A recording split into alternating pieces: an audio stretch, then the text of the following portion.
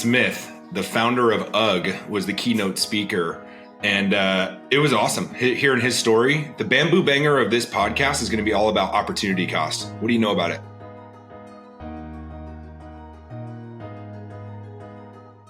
Great concept. Its origins are in economics, but it applies to everything day in and day out. It's the benefit that's missed or given up when an individual or investor or business chooses one alternative over another. So with every decision and opportunity you pursue, everything else is the opportunity cost of that decision. Yeah. Once you say yes, you're saying no to an infinite amount of things. And so Brian was talking about this when he first started UGG. I didn't realize this. He's an Australian guy. Comes over from Australia. It's surfer, big time. This is like in the late 70s. He goes to Southern California and he knows he wants to build a fortune, wants to build a brand, doesn't know what it's going to be, realizes that the climate in California is nearly identical to where he grew up in Australia. And everyone in Australia is wearing sheepskin boots. No one in California is wearing them, but the surfers know about them because they read it all about in the surfer magazines.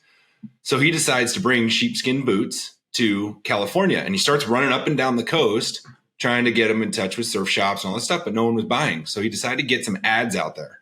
He tells this story how he picks up a male and a female model and throws the boots on them. Not Tom Brady. Not Tom Brady. Pre Tom Brady. Okay. This is like 1979. Yeah. So this is like old company. I didn't realize how old it was. But he puts these models in this ad, and he makes the boots like the main point of the ad.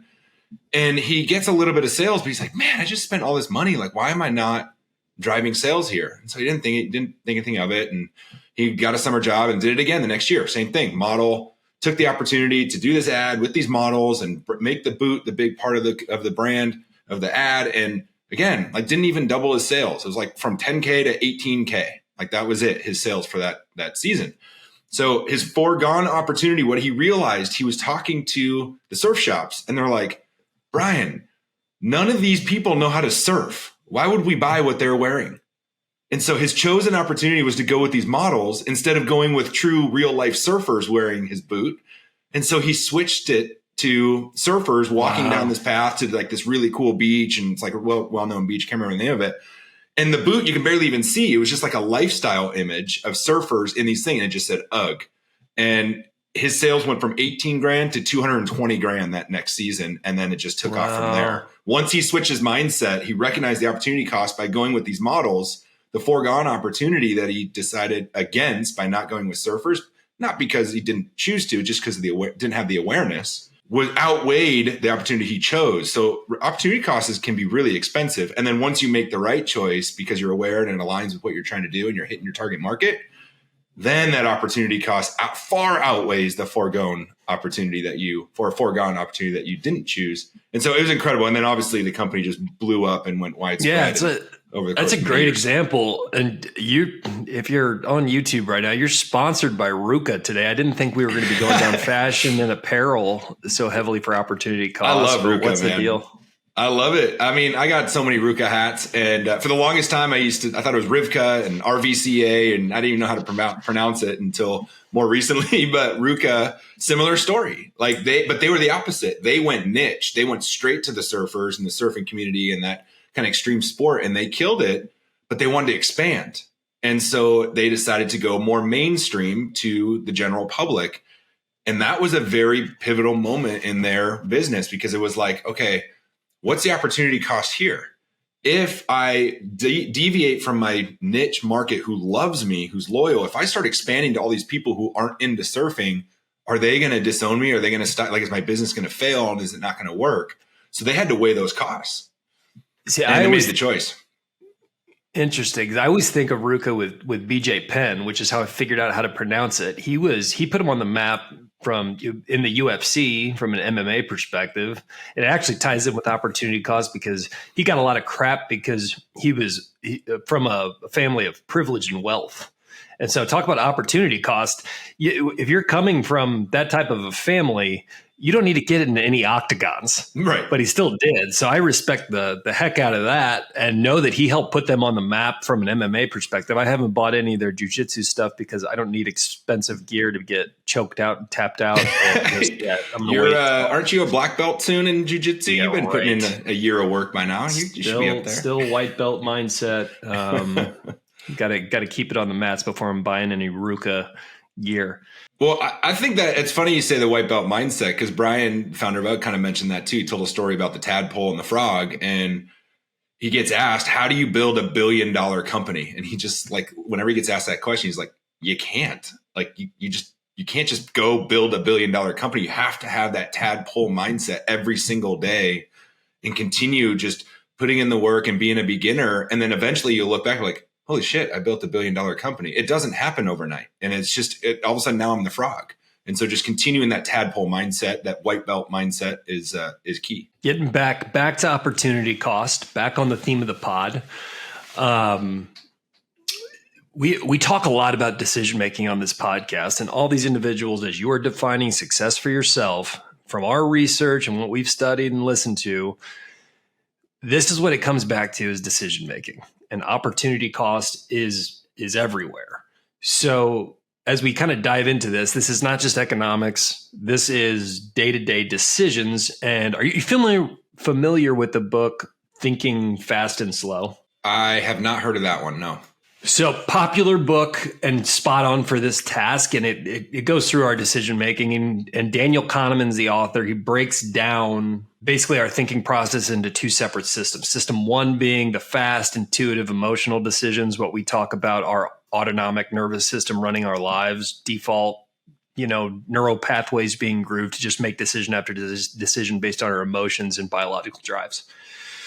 System two, which is where we want to be delving into when we're evaluating opportunity cost, is a slower, more deliberative, more logical process. We are looking at, if I do this now, I am not doing this. If I do not go to jiu-jitsu and I stay back working on work, those are two good options, but I got to figure out which one of those is going to get me closer to my goals and what I truly want. This is that process we're trying to make more autonomic, like trying to make this a part of our operating system to be able to quickly do this analysis of what is the opportunity cost of making this decision over this decision. And the more we can do that, the more aligned we're going to feel, and we're just going to be making better decisions, AKA getting closer to the success that we're defining for ourselves. Yeah, there's a quote by Gary Vee. Says, your legacy is being written by yourself. Make the right decisions. A very simple quote. Mm-hmm. And the best way to do that is to find that alignment and be more aware of good opportunity that comes your way. And when you've got two of them, you've got to weigh those costs and negatives and the positives. So the formula, there's a formula for opportunity cost, right? So opportunity cost equals the opportunity chosen, the chosen mm-hmm. opportunity gain minus the foregone opportunity gain. Mm-hmm. So what's the difference, right? And that's the cost. So let me give you an example of like what you said. I have two options. It's a Saturday night. I got two things to do. Let's say I'm an artist, a painter, or I draw art, whatever, and I can sell my piece on a Saturday night. I can work on a piece of art. And I know that I can sell it for $200, but I have the opportunity to go out for the night, and I can go out with a friend or, somebody in the industry or whatever, but I'm going to spend $200, right? So I look at both options and I'm like, okay, if I choose to go out, I'm going to spend $200 and I'm not going to choose to work on the piece of art. So I'm not going to gain $200. So the swing is an opportunity cost is negative $400. I spent $200 and I didn't work on a piece of art that I could sell for $200. Vice versa. If I chose to work on the $200 piece, instead of going out, it's a $400 gain because I built something that could sell for $200 and I didn't spend $200. I'm not sure you've adjusted for inflation the way we used to go out. Yeah. Okay. So $250, $300. I don't know how much does it cost? I don't go out much anymore, but it is true. Like a family of four, dinner is like $100. A family of four, but. Yeah. Ubers plus the pre-drinks, the after drinks. You're right. Kim and I just went to a concert and it was like way more than I was expecting. I'm like, what the hell happened? And that's a great example of how you're spending your time. And now you got to talk about the opportunity cost of your energy and secondary effects of that decision. So you can go into the weeds, which can be paralysis analysis and a whole nother problem, but you can quickly pretty much tell which one of those is going to be a better decision? Right. No, but I will tell you that, let me play devil's advocate here. Financial opportunity cost, it makes sense. Well, I'll just stay, I'll work and make, sell 200, I'll save $400 gain. Why wouldn't I do that? Well, let's say you make a great point though, because tomorrow morning I may not feel that great and I'm probably, going to be a slug or whatever and not work on a piece either. So I lose that time. But let's say you do decide to go out with that friend or that industry partner or client or whatever, and you go out and continue developing the relationship. And then all of a sudden that person introduces you to a prominent art dealer in town who gets you a contract for multiple pieces of art that may potentially not have happened without developing that relationship by going out that night. And so you never know what the future holds. That's the tricky part. It's an important measure, but it's very difficult to know unless you have everything aligned in your life and what your goals are. Don't get me started on the cosmic joke, because you start getting into all those variables. And do it. Let's hear it. Fate, destiny, and whether each decision is taking us to one endpoint or there are infinite endpoints. But that's not what this episode is about. We're keeping this on opportunity cost and decision making, and we'll get to cosmic to your point, stars and all that stuff later. Numerology. You dropped a good quote, and I'm taking it back to Teddy Roosevelt, who said, "In any moment of decision, the best thing you can do is the right thing. The next best thing you can do is the wrong thing, and the worst thing you can do is nothing." And that's to that paralysis analysis. And if you're staying stagnant, you're going backwards. There's really only two directions. Stagnation is going backwards.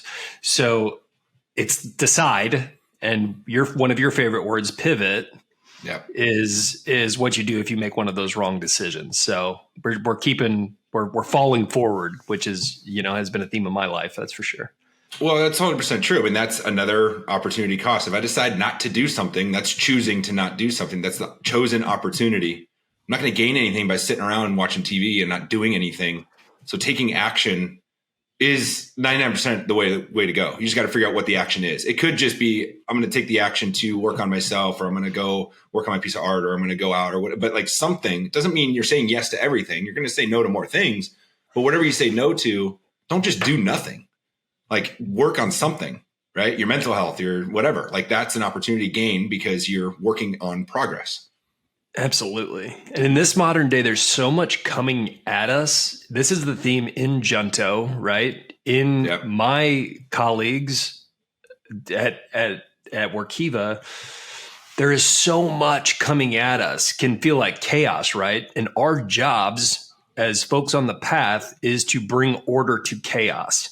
And I love this concept of, the way I look at it is we all feel like we're juggling, right? And so we're all juggling.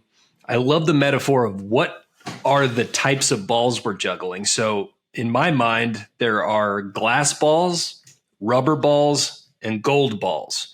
And just quick examples for me, I heard this a long time ago, and I'm sure I'm going to get it wrong, but how I've interpreted, like, the glass balls are my health, my relationship with Paula and my family, these are things that you drop those balls, they shatter. They don't come back. And you could argue that health is a rubber ball, but I consider rubber balls your health, some of the mundane things that can be delayed.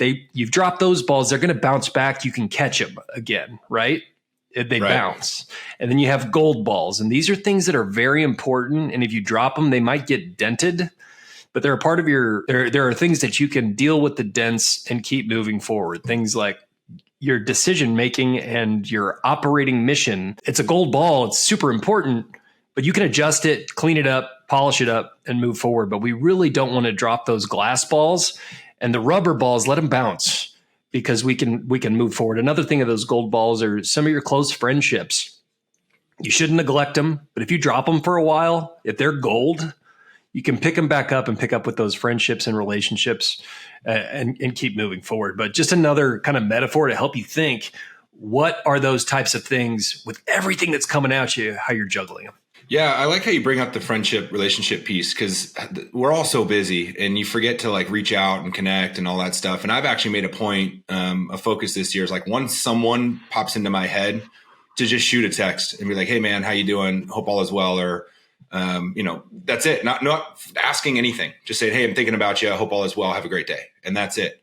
And that's such a minuscule thing to do, but it continues to develop the relationship. But it also, if you don't do that, let's say I chose not to take the opportunity to do that. And then a year from now, I found out something drastic happened to this friend. And could I have done something?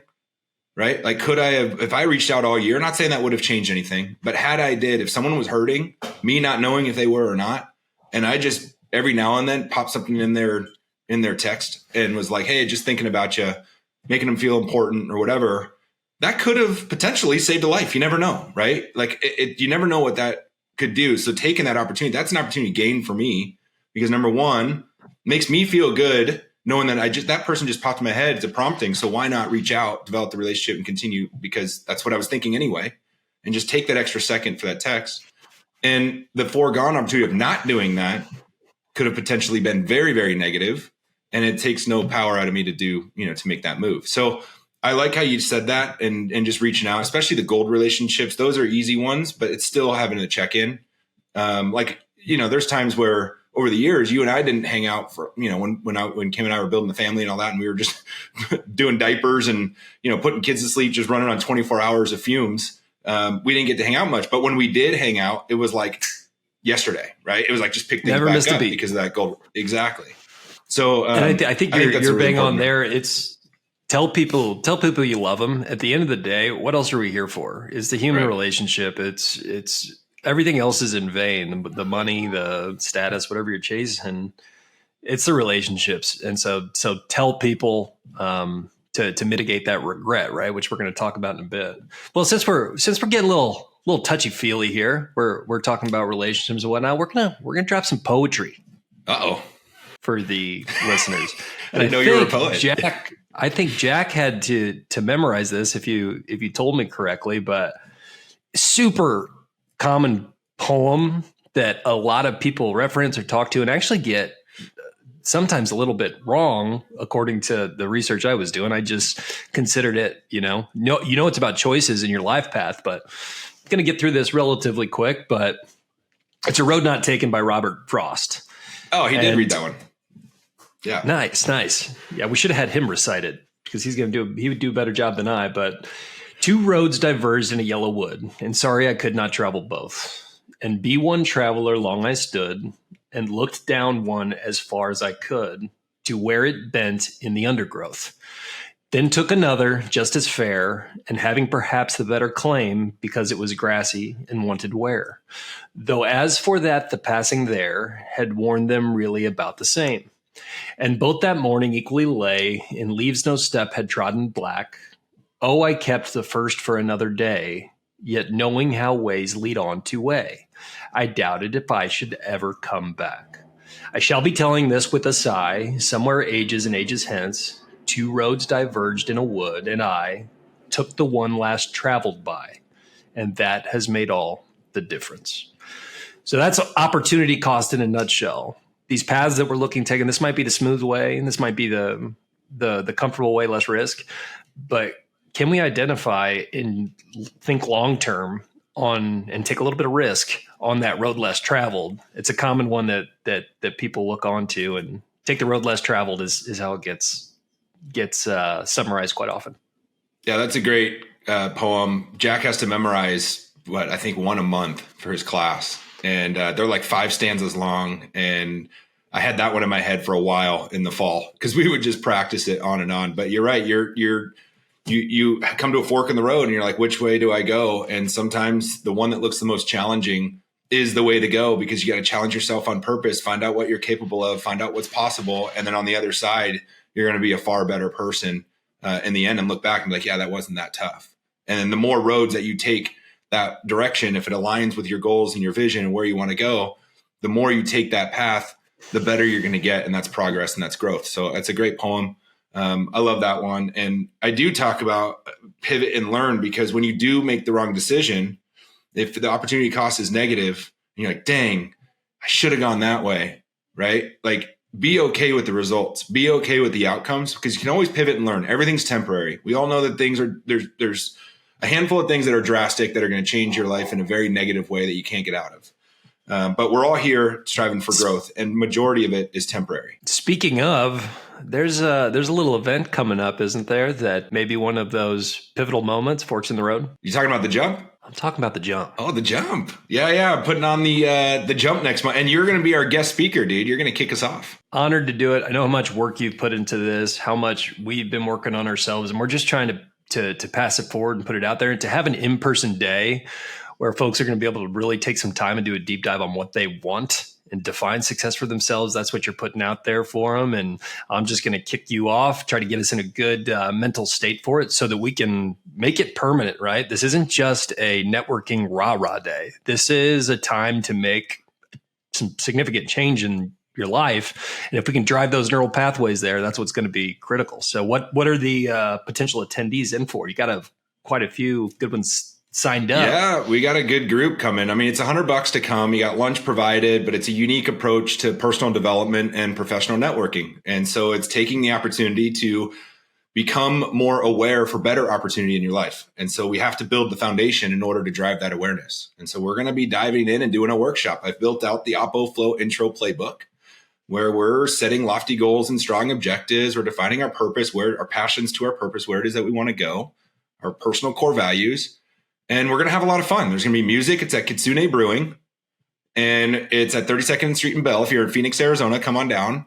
We'll put the link in the show notes and you can jump on if you want. But it's going to be an incredible group and we're going to network together as well. So there's going to be actionable items that you can implement once you build the foundation, and you can build after the event. So you're right. It's not going to be just like a big stand-up speaker event, get all inspired, and then it dies.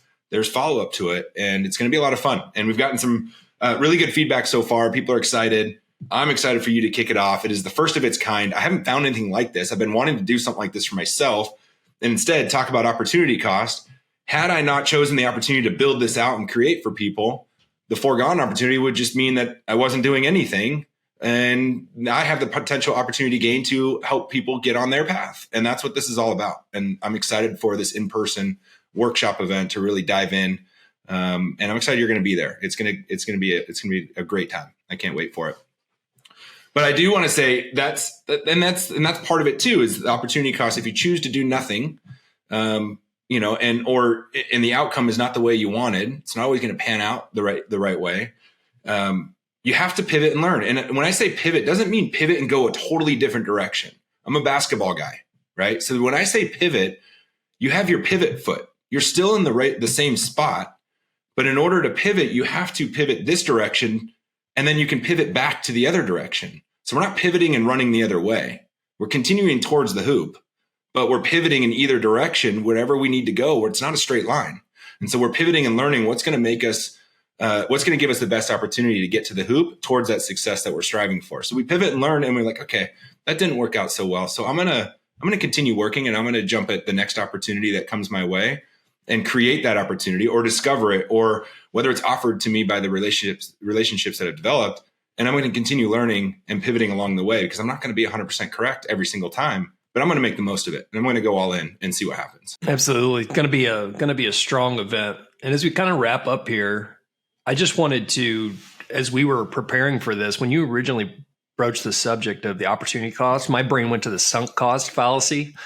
And so I was prepping for that, and it really made me look at what the differences were. And when you talk about sunk cost, the sunk cost fallacy, rather, this occurs when individuals continue like an endeavor, project, or whatever it might be, as a result of previously invested resources, energy, time, emotion into something that is not paying dividends and is on the decline, but they cannot, this is the pivot aspect, right? They just keep dumping in more resources into this project that's going nowhere.